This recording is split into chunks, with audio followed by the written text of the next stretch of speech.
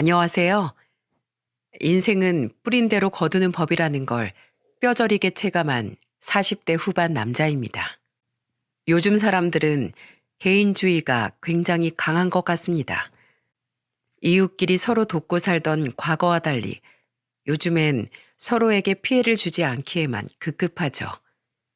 하지만 최근 저는 타인의 도움으로 인해 인생의 큰 전환점을 맞이했어요. 제 인생을 크게 바꿔놓은 당시의 사건에 대해 지금부터 이야기해 보도록 하겠습니다. 저는 인테리어 업체를 운영하는 사장으로 반지하방을 포함한 2층짜리 주택을 서울에 소유하고 있어요. 1층엔 저희 부부와 아들, 딸이 거주했고 반지하 집은 월세를 놓고 있었죠. 나 오늘 늦어. 당신 먼저 애들이랑 밥 먹어. 아내는 자산관리사로 돈과 일에 대한 욕심이 엄청난 사람이었습니다. 사실 말이 자산관리사였지 아내는 복리 위주로 보험을 취급하는 보험 설계사나 마찬가지였어요. 여러분도 아시다시피 이자에 이자를 주는 게 복리인데 복리보험은 초반에는 중도해지하면 대부분 원금 손실이라는군요. 보험을 든 지 10년은 넘어가야 조금씩 이자가 늘어나면서 비과세 혜택을 받을 수 있다고 하더라고요. 아내는 그렇게 고객들의 자산을 관리해주는 일을 했죠. 일 욕심이 많은 만큼 아내는 고객도 굉장히 많았고 고객 중엔 고위층 손님도 몇 있는 것 같더군요. 야근과 주말 출근이 잦았던 아내는 집안일과 아이들 일은 뒷전인 사람이었기에 아이들을 돌보는 건 비교적 시간이 자유로운 제 몫이었어요. 그렇게 아이들 또한 엄마보단 저를 찾는 일이 훨씬 많았습니다. 제 나이 44이었을 때 60대 중반의 아주머니께서 저희 반 지하에 새로 이사를 오셨어요. 아주머니는 조용하고 말수가 적은 분이셨습니다. 아주머니는 마주칠 때마다 목례만 하고 저를 지나치셨기에 아주머니와 대화를 나눌 기회가 별로 없었죠. 그러다 아주머니가 이사 온 지 반년쯤 지났을 때 아주머니는 2달이나 월세를 밀리셨습니다. 제가 건물 청소 일을 하는데 일을 하다가 계단에서 넘어져서 허리를 다쳤어요. 수술받고 집에서 지금 쉬고 있어서 제가 일을 못 나가고 있습니다. 게다가 지병까지 악화돼서 다른 병원도 다니고 있고요. 제가 허리만 나으면 빨리 일해서 밀린 월세 전부 낼 테니 조금만 기다려 주시면 안 될까요, 사장님? 월세는 천천히 내셔도 되니까 무리하지 말고 푹 쉬세요. 제대로 회복 안 하고 다시 무리하시면 나중에 정말 큰일 나요. 고맙습니다, 사장님. 아주머니가 안쓰럽기도 했고 무엇보다 아주머니를 보면 2년 전 돌아가신 저희 어머니가 생각나 저는 아주머니의 사정을 배려해드렸어요. 그런데 석 달째 월세가 밀렸을 때 저희 집에선 큰 소란이 일어나고 말았습니다. 퇴근하고 집에 돌아와 보니 웬일로 일찍 퇴근한 아내가 아주머니 집 앞에서 고래고래 소리를 지르고 있더군요. 아줌마, 이게 무슨 날강도 같은 심보예요? 당장 밀린 월세를 전부 내든가 아니면 방을 빼든가 하세요. 이게 벌써 몇 달째예요? 네? 죄송합니다, 사모님. 제가 허리를 다쳐서 아직 일을 못 나가서요. 아휴, 몸뚱이가 늙어서 뼈가 잘 아물질 않네요.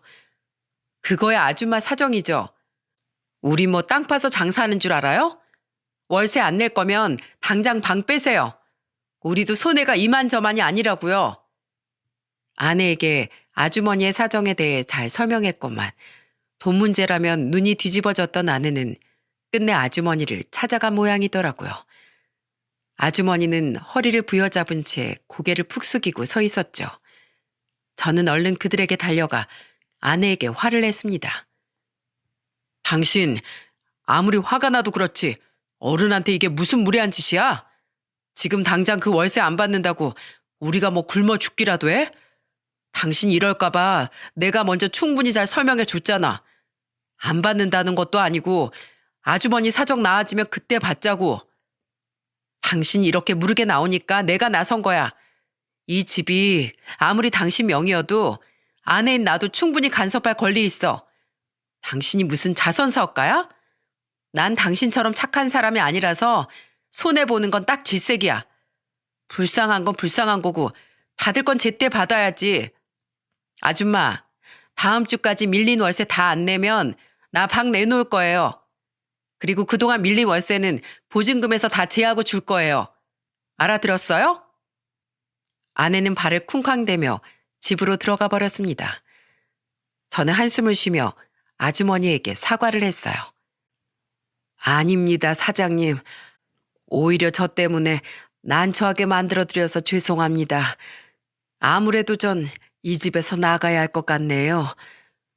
아니에요. 그러지 마세요. 그 몸으로 어떻게 이사를 한다고 하세요. 눈물을 글썽이는 아주머니의 모습을 보니 마음이 편치 않더군요. 다음 날 저는 아주머니 이름으로 제 통장에 밀린 월세를 입금했습니다.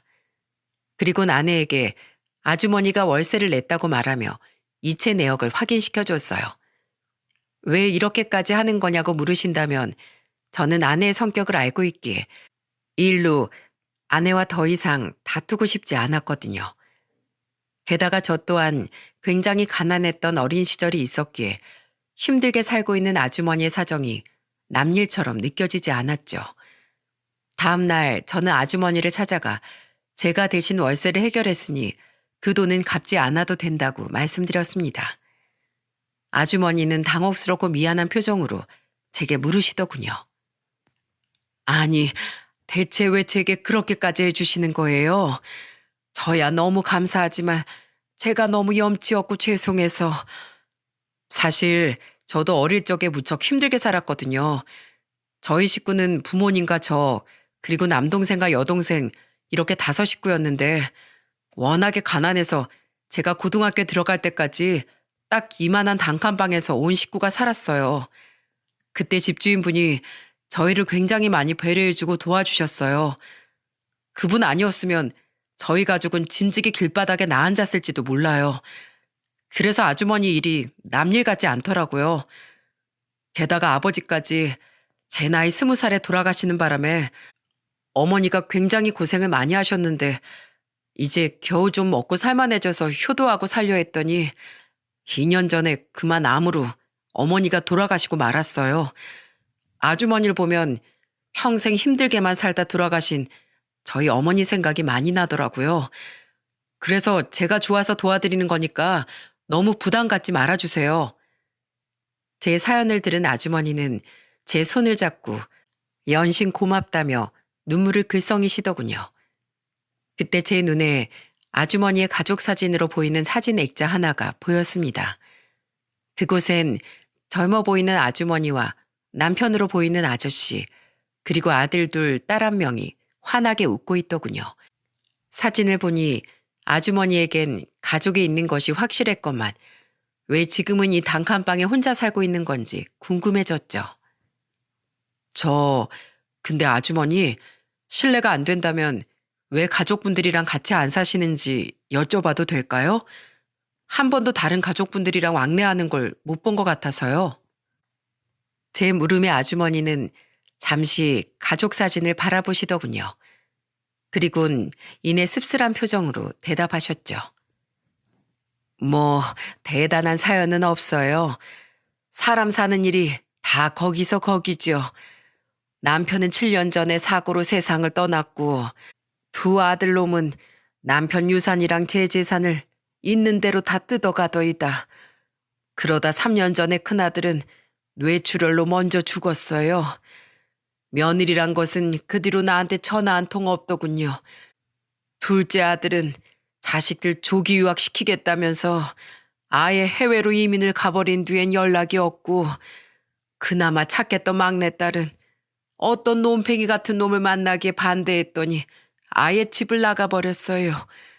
그래서 지금은 연락되는 자식들도 없이 이렇게 혼자 쓸쓸히 늙어가고 있죠. 제 팔자가 참 초라하죠. 이런 내 모습이 처량하고 어디 말하기도 창피해서 이젠 사람들과 말도 잘 안 섞습니다. 사정을 들어보니 아주머니가 살아온 현실이 너무 잔인하게 느껴져 더욱 가슴이 아파왔어요. 그렇게 서로의 가정사를 이야기하며 유대를 쌓은 우리는 그 뒤로 조금씩 교류를 하기 시작했습니다. 아주머니는 전과 다르게 저와 마주치면 반갑게 인사를 했고 서로의 근황을 묻기도 했어요. 한 달이 지난 후엔 아주머니는 다시 일을 나가실 수 있었죠. 그렇게 아주머니가 저희 집에 새들어 산 지 2년쯤 지난 어느 날이었습니다. 이상하게도 며칠째 자꾸만 집 밖에서 아기 울음소리가 들리더군요. 처음엔 가까이 있는 이웃집에서 나는 소리인가 싶었는데 소리가 너무 큰 것이 아무래도 아주머니의 집에서 나는 소리 같더라고요. 아우 시끄러.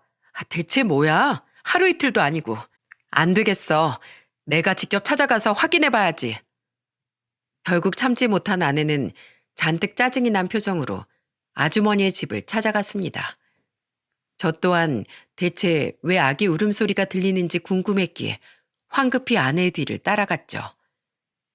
저기요 아줌마, 좀 나와보세요. 지금 시간이 밤 12시인데 대체 왜 이렇게 시끄러워요? 집에 아기 있어요? 아내의 신경질적인 외침에 아주머니의 집 문이 열리더군요. 그런데 아주머니의 집에서 나온 사람은 아주머니 혼자가 아니었습니다. 아주머니 옆엔 죄송한 표정을 지은 한 젊은 여자가 아기를 안고 서 있었어요. 어딘가 얼굴이 익숙했는데 자세히 뜯어보니 그 여자는 바로 아주머니의 가족사진 속에서 웃고 있던 아주머니의 막내딸이더라고요. 아주머니는 미안한 표정으로 아내에게 사과를 했죠.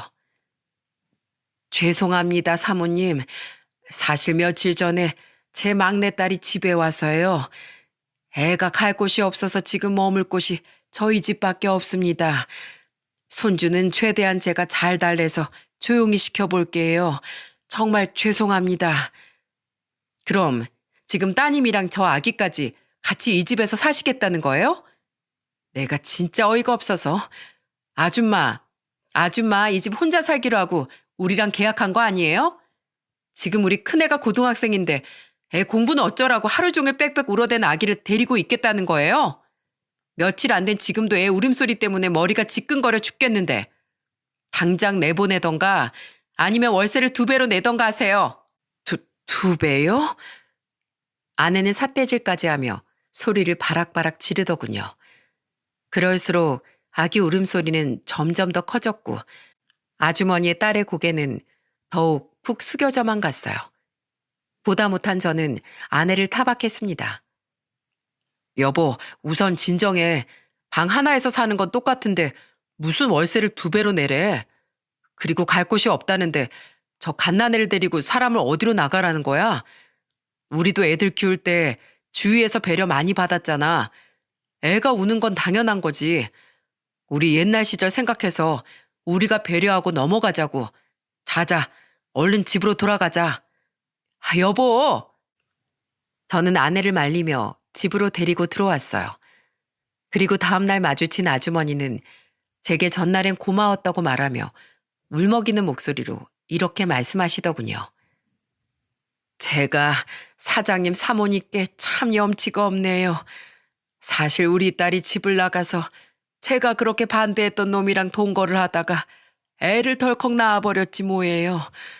근데 그 썩을 놈이 한다던 혼인신고를 차일필 미루다가 결국 일방적으로 헤어지자고 통보하곤 우리 딸을 저 어린애랑 같이 쫓아내버렸답니다. 그래서 돈도 갈 곳도 없던 딸이 그제야 제게 연락해서 저희 집으로 오게 된 거예요. 자기 팔자 자기가 아주 베베 꼰 건 사실이지만 부모가 돼서 어떻게 오갈 데 없는 미혼모로 나타난 딸을 내칠 수 있겠습니까? 더 넓은 집으로 가고 싶어도 당장 이 집 월세 내기도 빠듯한데 가긴 어딜 갑니까? 사정을 봐주셔서 정말로 감사합니다, 사장님. 어떻게 이 아주머니에겐 이런 딱한 사정만 생기는 건지 참 세상이 불공평하다는 생각이 들더군요. 2년간 많이 정든 아주머니에게 측은지심을 가지고 있던 전 어떻게든 아주머니를 돕고 싶어서 그 집에 기저귀나 분유 등 아기 용품들을 아내 몰래 사다 주기 시작했습니다. 감사합니다, 아저씨.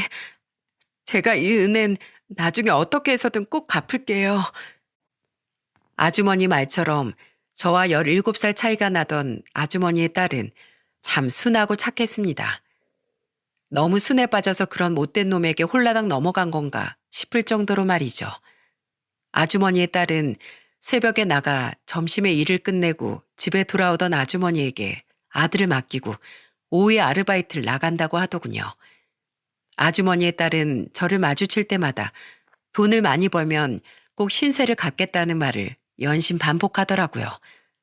그렇게 아주머니의 딸이 아주머니 집에 온 지 몇 달이 지났을 때 아주머니가 또다시 월세를 한 번 밀린 적이 있었습니다. 아니나 다를까 월세가 들어오는 제 통장을 가지고 있던 아내는 득달같이 아주머니의 집에 달려가 또다시 소란을 피우더군요. 아주머니는 외출을 했는지 집에는 아주머니의 딸과 아기 단 둘만 있는 상태였어요. 지금 내 남편이 좀 잘해준다고 그거 믿고 배째라식으로 나오는 거예요? 그렇게 사정을 봐줬으면 월세라도 제때제때 내야지. 또 월세를 밀려요? 죄송해요, 사모님. 저희 아기가 이번에 많이 아파서 계속 병원에 데리고 다니느라 제가 알바를 못 나갔어요. 병원비도 많이 들었고요. 다음 달까지 어떻게 해서든 밀린 월세까지 꼭 다 낼게요. 제발 조금만 기다려주세요. 뻔뻔한 거 모전 여전이에요? 돈이 없으면 집을 뺄 것이지. 왜 자꾸 기다려달라면서 불쌍한 척을 해대는 거예요? 무슨 바퀴벌레도 아니고 음습한 집에 숨어서 왜 자꾸 사람 수가 불어나는 거야? 불쾌해서 진짜. 바퀴벌레라니요, 사모님. 아무리 저희가 월세를 좀 밀렸기로서니 말씀이 너무 심하신 거 아니에요? 심하긴 뭐가 심해? 내 돈 뜯어먹고 내 집에 기생하고 있는 게 바퀴벌레랑 다를 게 뭐야? 잔말 말고 빨리 월세 내요. 아니면 그쪽이라도 애 좀 데리고 이 집에서 나가던가. 정말 제 울음소리 때문에 내가 잠을 못 자겠다고요. 아우 시끄러. 예, 너 좀 조용히 못하니? 애가 통제가 안 되면 한 대 때려서라도 좀 조용히 시켜야 할 거 아니에요. 여보, 당신 미쳤어? 지금 애한테 뭐라고 하는 거야? 듣다 못한 저는 화를 내며 아내를 말렸습니다. 사람이 사람한테 해도 될 말이 있고 안 될 말이 있지. 사람한테 바퀴벌레로도 모자라 갓난애를 때려서 조용히 시키라는 게 말이나 되는 소리입니까? 아주머니의 딸도 아내의 말에 큰 충격을 받았는지 아기를 껴안고 눈물을 펑펑 흘리고 있더라고요. 당신은 왜 맨날 세입자들 편만 들어? 집 주인으로서 이 정도 말도 못해? 내가 뭐 못할 말 했냐고. 못할 말이야. 당신 어떻게 같은 사람한테 그런 말을 할 수가 있어? 이웃끼리 서로 이해하고 돕고 살 수도 있는 거지. 어떻게 매번 그렇게 돈돈거리기만 해? 당장 집에 들어가. 앞으로 이 집 월세에 더는 신경 쓰지 마. 내 통장도 다 내놔. 그 사람들이 돈을 내기 싫어서 안 내는 것도 아니고 어떻게든 살려고 발버둥치는 사람들에게 꼭 그렇게까지 잔인하게 굴어야 했는지 너무 화가 나더라고요. 다음 날 저는 아주머니의 딸을 찾아가 아내 대신 정중히 사과를 했죠. 제가 그렇게 화를 냈건만 아내는 그날 이후에도 아주머니의 딸을 마주칠 때마다 대놓고 면박을 주며 노려보곤 하더라고요. 진짜 재수도 없지. 하필 저런 거지 같은 인간들이 왜 우리 집 세입자로 들어온 거야? 그럴 때마다 저는 아내에게 화를 냈지만 아내는 흥하고 콧방귀를 끼며 제 말을 무시했어요. 그렇게 몇 달이 지난 어느 날이었습니다. 평소보다 조금 일찍 퇴근하고 집에 돌아오니 아주머니의 딸이 아기를 안고 집 앞에서 절 기다리고 있더군요. 저 사장님, 잠깐 드릴 말씀이 있는데요. 무슨 말이요? 혹시 기저귀나 분유가 다 떨어졌나요? 아니요, 저 이거 받아주세요. 사장님, 제가 그동안 꼭 은혜 갚겠다고 말씀드렸었죠? 밀린 월세 대신에 우선 이걸로 먼저 은혜를 갚고 싶어요. 아주머니의 딸은 대뜸 제 손에 쪽지 하나를 쥐어주었습니다. 저는 어리둥절한 표정으로 그 쪽지를 받아들었죠. 그리고 이어진 아주머니의 딸의 말에 저는 엄청난 충격에 빠지고 말았어요. 이게 뭐예요? 놀라지 말고 들어주세요, 사장님. 제가 알바하고 있는 장소가 명동인데요. 그저께 아기가 걱정돼서 조금 일찍 퇴근하려는데 명동에서 사모님을 봤었어요. 제 아내를요? 네. 근데 사모님이 웬 남자랑 아주 다정하게 손을 잡고 걸어가고 계시더라고요. 손을 잡았다고요? 둔기로 머리를 한 대 맞은 것 같더군요. 뱃속 깊은 곳에서 느껴지는 불길한 느낌에 저는 떨리는 눈빛으로 아주머니의 딸의 뒷말을 기다렸죠. 그리고 아주머니의 딸의 입에선 상상도 못할 아내의 정체가 흘러나오고 말았습니다. 네, 처음엔 제가 잘못 봤나 싶었는데 사모님이 맞더라고요. 너무 수상해서 몰래 뒤를 쫓아갔는데 꽤 으리으리한 오피스텔 건물로 두 사람이 들어가는 게 아니겠어요? 두 사람이 비밀번호 치고 정문으로 들어갈 때 문이 닫히기 전에 제가 몰래 따라 들어가서 기둥 뒤에 숨어 있었더니 엘리베이터를 기다리는 동안 두 사람이 나눈 대화를 엿들을 수 있었어요. 이거 그때 제가 녹음한 녹음 파일인데 한번 들어보세요. 아주머니의 딸은 조심스럽게 휴대폰의 음성 파일을 재생시키더군요. 그곳에서 흘러나온 여자의 목소리는 확실히 아내의 목소리였습니다. 도철 씨, 우리 만날 때 쓰고 있는 공실에 정말로 세입자 안 받아도 괜찮아요? 도철 씨 아내가 눈치채지 않을까요? 괜찮아. 이 건물이 통째로 다 내 건데 이 많은 오피스텔 중에 하나쯤은 월세 안 나도 티 안 나. 내 돈은 잘 불리고 있지? 이번에도 낼 세금이 아주 한무더기야. 나 당신한테 맡긴 돈 불어날 것만 믿고 피 같은 세금 다 내고 있다고. 그럼요. 그 세금들 생각도 안 나게 제가 아주 크게 도철 씨 돈 불려줄게요. 나 이번 주 금요일에 좀 한가한데 그날 야근 핑계대고 이 집에서 새벽까지 놀다 갈게요. 좋죠? 엘리베이터 도착 신호음을 마지막으로 그 음성 파일은 끝이 났습니다. 너무도 어마어마한 충격에 저는 더듬거리며 물었어요. 그러니까 지금 제 아내가 저 몰래 자기 고객이랑 바람을 피우고 있다는 건가요? 그것도 유부남이랑? 사장님이 듣기에도 그렇게 들리시죠? 아무래도 그런 것 같아요. 두 사람이 엘리베이터를 타고 올라간 층수까진 확인했는데 집은 확인을 못해서 어떻게 할까 하다가 기왕 쫓아간 거 집까지 알아내자 싶어서 그 층에 잠복하고 기다렸어요. 엄마한테 전화해서 애기 좀 봐달라고 부탁하고요. 그렇게 4시간이나 기다린 끝에 사모님이 어느 집에서 나오는지 제 두 눈으로 똑똑히 확인했어요. 사장님께 드린 쪽지에 그 집 주소가 적혀 있어요. 충격을 받은 제가 물끄러미 그 쪽지를 들여다보고 있자 아주머니의 딸은 기어들어가는 목소리로 이렇게 말했습니다. 저 참 나쁜 애예요, 아저씨. 저 사실 아저씨를 위한 선의로만 사모님 뒤를 따라갔던 거 아니에요. 저 그동안 사모님이 저랑 엄마한테 못되게 대한 거, 그리고 제 아들까지 싸잡아서 모욕했던 거에 대해 앙심을 품고 있었어요. 저한텐 그래도 되지만 제 아들한테까지 그러니까 너무 화가 나서요. 그래서 어떻게든 복수하고 싶어서 음침하게 녹음도 하고 집까지 알아냈던 거예요. 저 추잡하죠? 아니에요. 충분히 이해합니다. 그렇게 생각하지 말아요. 이런 말 꺼내기 어려웠을 텐데 제게 이렇게 이야기해줘서 고맙습니다. 제 말에 아주머니의 딸은 얼굴을 붉히다가 결국 눈물을 뚝뚝 떨궜어요. 저는 아주머니의 딸에게 조용히 손수건을 건네주었죠. 그리고 다음 날 저는 가게 문을 일찍 닫고 아내에게 전화를 걸었습니다. 아내가 그 남자에게 말했던 한가하다는 금요일이 바로 그날이었거든요. 당신 일해? 오늘 애들이랑 같이 저녁에 외식이나 하면 어떨까 해서. 당신 바빠서 애들이랑 외식한 지 오래됐잖아. 저는 아내가 그러자고 대답하길, 그래서 제발 그 남자를 만나러 간 것이 아니길 간절히 바라며 말했습니다.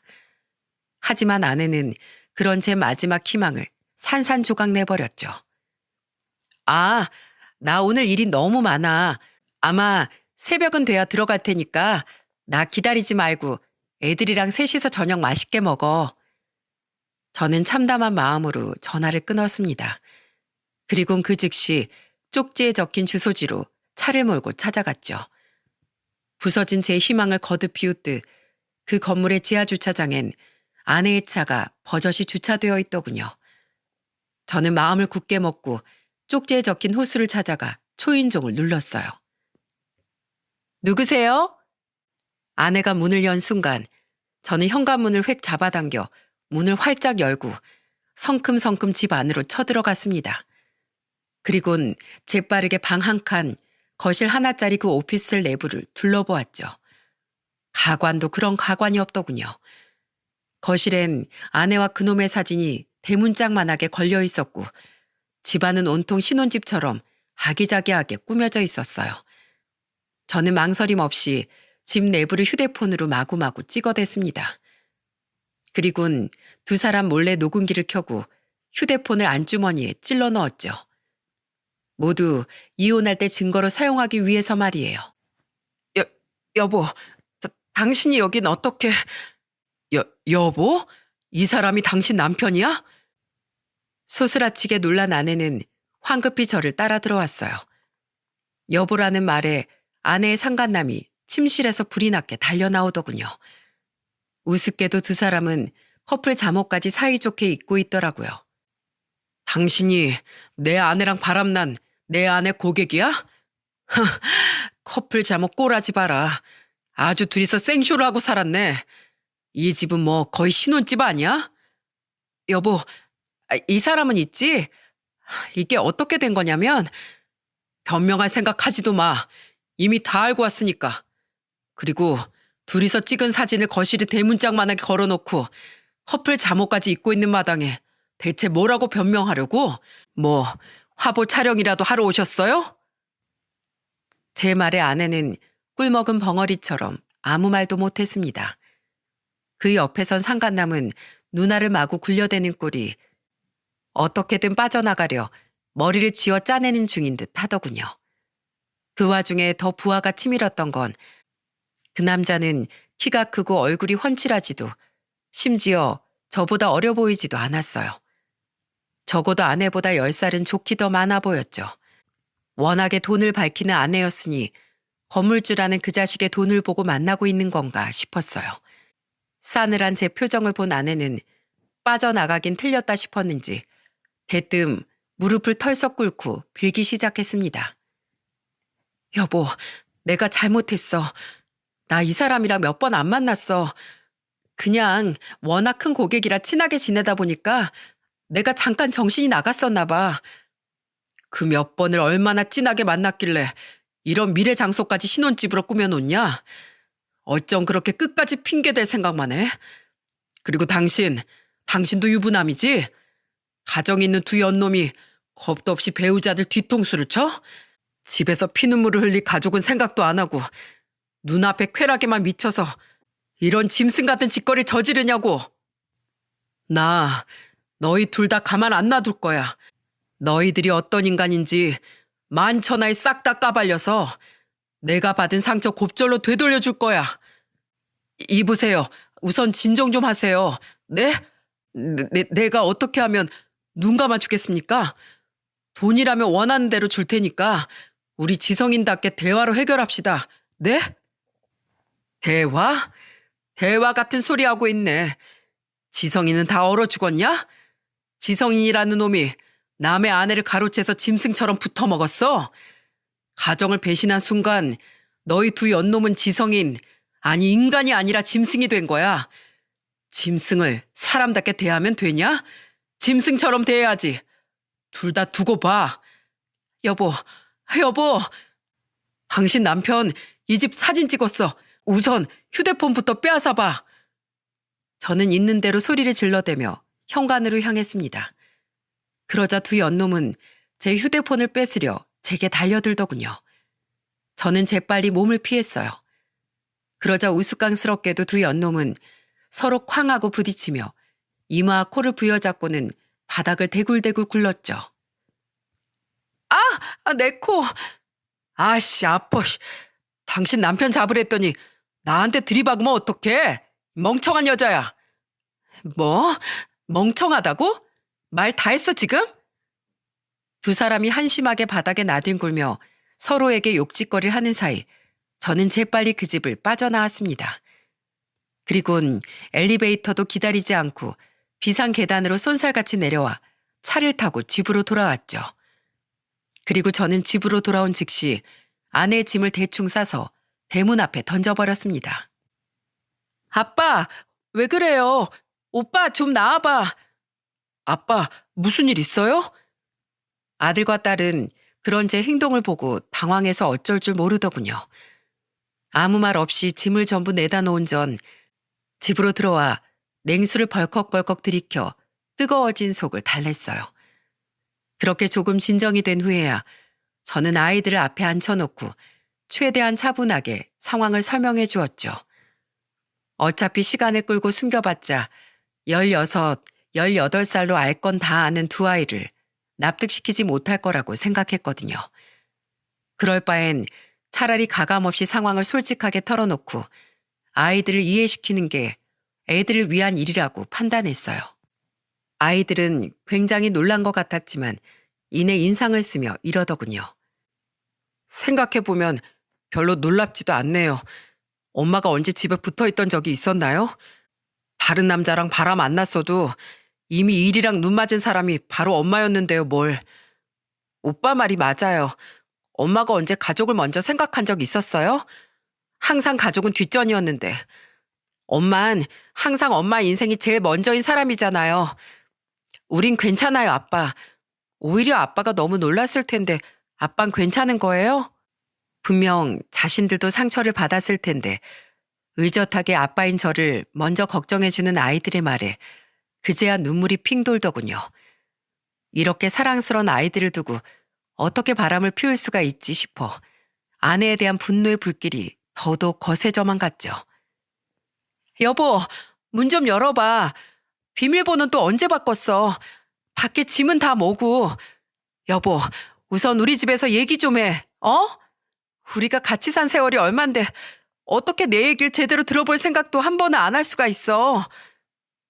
그날 저녁 뒤늦게 집으로 돌아온 아내는 제가 비밀번호를 바꿔놓은 잠금 장치를 열지 못해 문을 두들겨대며 소리쳤어요. 아이들은 굳은 표정으로 제 손을 잡았고 저는 현관문을 향해 소리를 질렀습니다. 말 한 번 잘했네. 우리가 같이 산 세월이 얼만데 그 긴 시간 동안 쌓은 의리를 배신하고 바람을 피워? 당신은 더 이상 내 아내도 애들 엄마도 아니야. 그럴 자격도 없어. 좋은 말 할 때 저 짐들 다 가지고 다른 데로 꺼져버려. 아니면 당신 경찰 불러서 쫓아내고 저 짐들은 돈 주고서라도 소각장에 갖다가 다 태워버릴 테니까. 여보, 나한테 제발 이러지 마. 어? 내가 갈 데가 어딨어. 우리 아빠도 오빠네랑 같이 사는데. 우리 오빠 성격 무서운 거 알잖아. 나 오빠네 가면 정말 맞아 죽어. 그럼 아까 그놈이랑 있던 그 집으로 다시 가던가. 내 집엔 당신이 발 디딜 공간 따윈 단 1cm도 없어. 꺼져.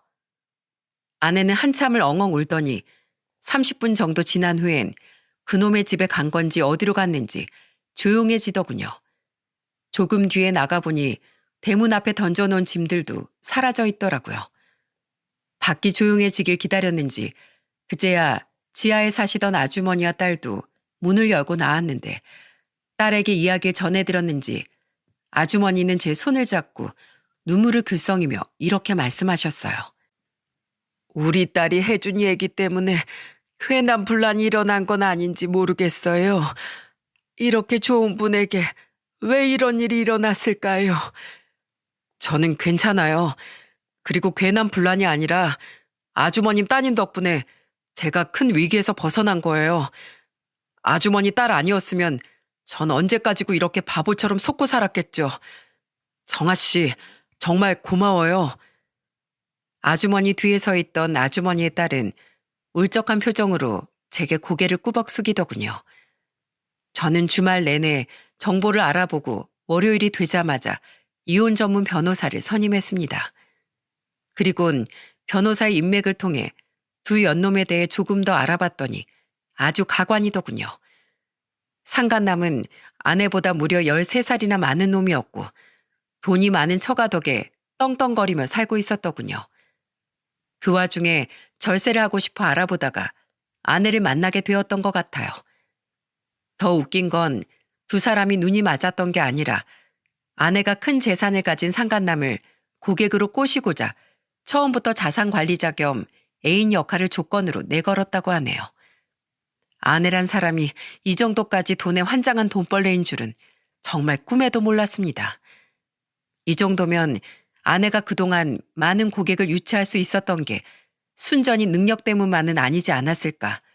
이런 의심이 당연하게 들더라고요. 저는 아내 회사로 이혼 소장을 보냈습니다. 그 후 저는 아내의 실체를 하나도 빠짐없이 적어 아내 회사에 민원 글을 올렸습니다. 하지만 그 정도로는 제가 받은 배신감의 절반도 떨쳐내지 못하겠더군요. 그래서 전 그 다음 날 아예 아내가 일하던 회사 집으로 쳐들어갔죠. 안녕하세요. 저 조은경 씨 남편 되는 사람입니다. 여보. 어디서 지내고 있었는지 모르겠지만 아내는 그 와중에도 출근을 했더라고요. 저는 당황하는 아내를 뿌리치며 큰 소리로 소리쳤어요. 벌써 소문이 다 퍼졌을 텐데 이 회사는 아직도 이런 불량스러운 직원을 자르지 않았습니까?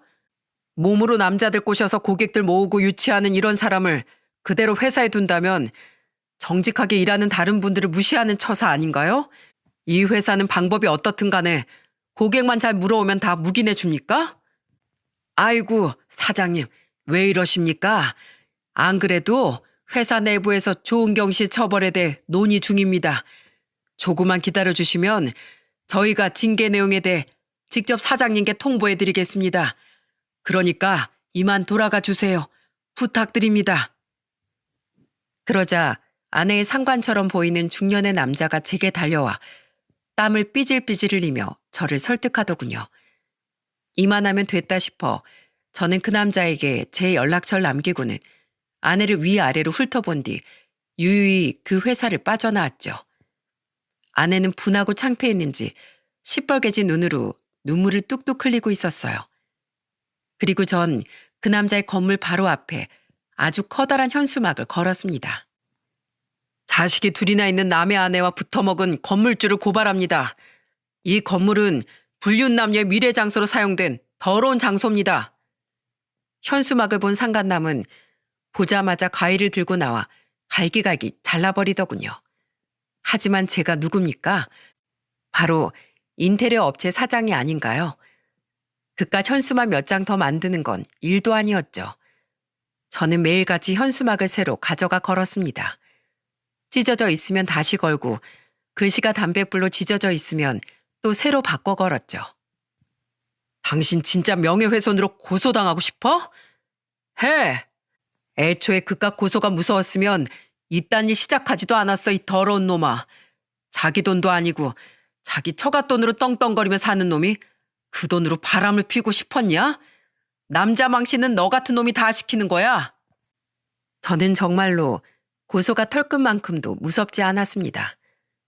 죗값이야 받으면 그만이니 제 인생을 망가뜨리는데 한몫 톡톡히한 그놈을 어떻게든 엿먹이고 싶었거든요. 그리고 그놈은 정말로 저를 고소했지만 그와 동시에 그놈은 가족들에게 바람을 피운 사실이 전부 까발려지고 말았더군요. 그놈의 아내라는 사람이 자신의 이혼 소송을 도와달라며 제게 연락을 해왔기에 알게 된 사실이었죠.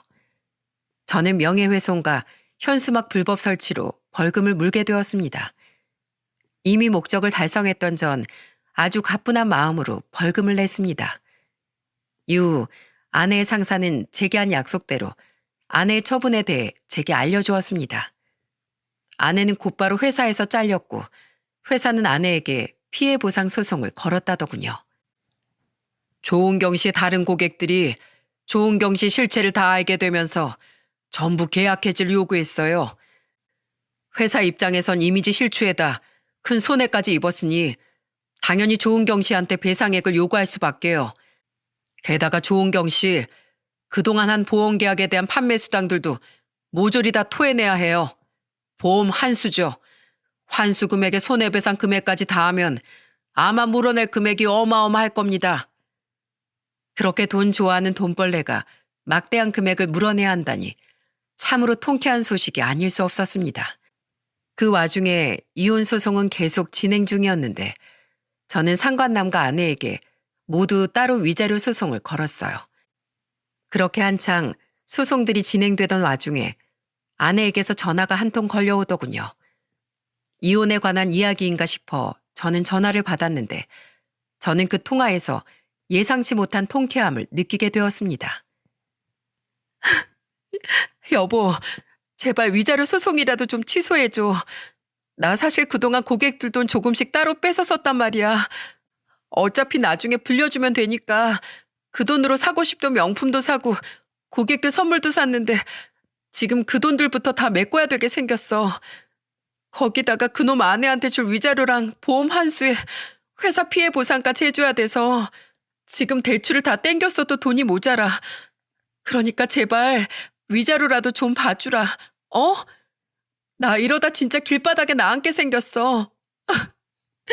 나랑 만났던 그놈도 나 때문에 자기 인생 망쳤다고 나 차버려서 그놈한테도 돈을 못 빌려. 나 지금 원룸에서 겨우 생활하고 있는데 이러다가 진짜 보증금 다 빼고 고시원이라도 들어가야 할 판이란 말이야. 돈이 없으면 고시원이든 길바닥이든 가야지. 뭐가 문제야? 당신이 항상 아주머니랑 아주머니 딸한테 그랬잖아. 돈 없는 건 당신들 사정이라고. 돈 없으면 주제에 맞게 살아야 된다는 건 당신 철칙이었잖아. 안 그래? 당신이 저지른 일은 당신이 알아서 해결하고 난 내가 받을 거 다 챙길 거야. 당신이 그랬잖아. 손해보고 사는 거 아니라고. 알아서 잘 해봐 어디.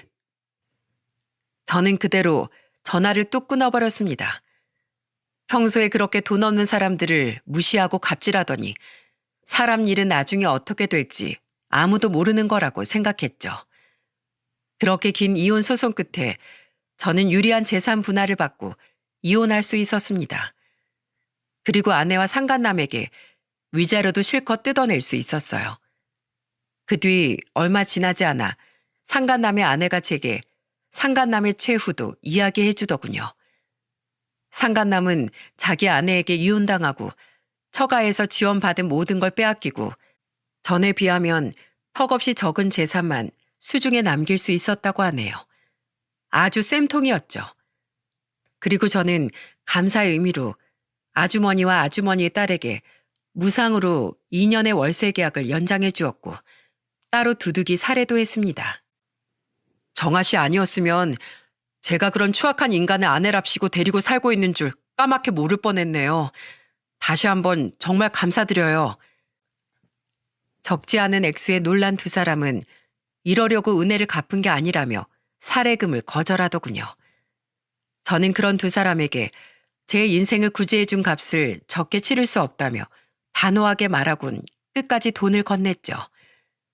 저희 아이들은 아내의 실체를 안 후 아예 아내를 손절해버렸습니다. 어차피 오빠도 나도 엄마랑 붙어있던 적이 별로 없어서 엄마에 대해 별 미련 없어요.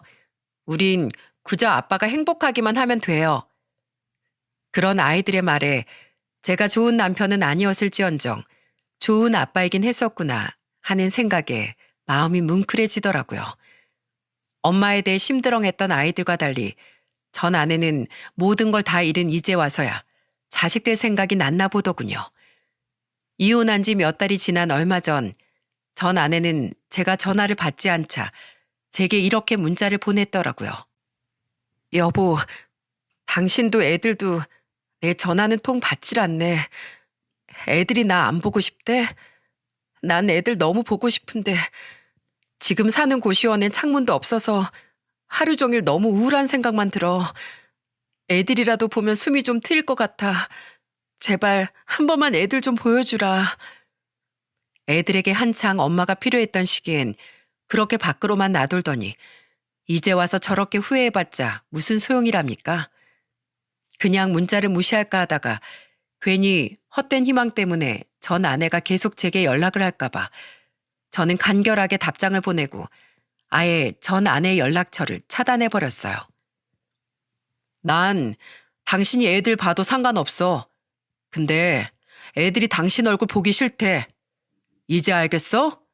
당신은 그놈이랑 바람을 피웠던 그 순간 우리 가족 모두를 잃은 거야. 당신은 더 이상 애들에게 엄마로서의 가치가 없는 인간이니까 평생 땅을 치고 후회하며 살길 바래. 당신 연락처는 이만 차단할게. 그게 전 아내와의 마지막이었습니다. 전 아내의 오빠인 형님은 편찮으신 전 장인어른 대신 제게 전화해 마지막 사과를 하시더군요. 자신도 그딴 동생 없는 인간 취급하며 살 생각이라면서요. 그렇게 전 아내는 철저히 이기적인 삶을 살다가 결국 부모 형제도 남편과 자식도 직장과 돈마저 전부 잃어버리고 만 거예요. 지금 아내가 어떻게 사는지 저는 알지 못합니다. 저도 아이들도 더 이상 아내와 연락을 하지 않으니까요. 아마 고시원방에서 눈물 젖은 라면이나 술을 마시며 매일 밤을 지새우고 있지 않을까 싶네요. 안타깝지만 어쩌겠습니까? 다 자업자득인 것을요.